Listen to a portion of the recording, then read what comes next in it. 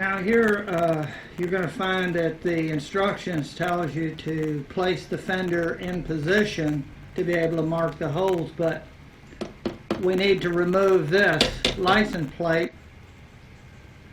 Now to unplug the wire, there's a locking clip underneath here. You stick your fingernail under there or some sort of a screwdriver tip, and you have to kind of like this.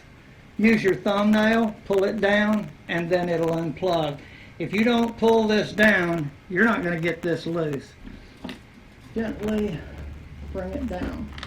So, there we go. We're going to have to remove this upper deck piece, which actually has 4 screws here, here, and here on the passenger side. Also, the same number of screws on the other side, and we're going to remove this upper deck underneath panel. So I'm going to start on the passenger side and use the standard 35 torque. All screws, all 8 of them are removed. You can see it's loose. Now the instructions tell you to push this up in there, but until I know how you're supposed to pry down up here, we're going to try and see how this comes loose.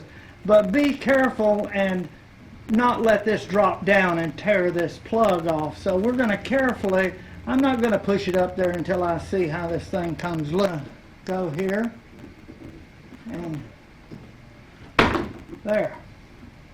Okay, and see, we didn't, we still are okay with this. So just a little pressure and it will come down. Now we got to make sure we don't mess this up, so we just pop her right there, and now we're going to remove that. Now we're going to remove this panel.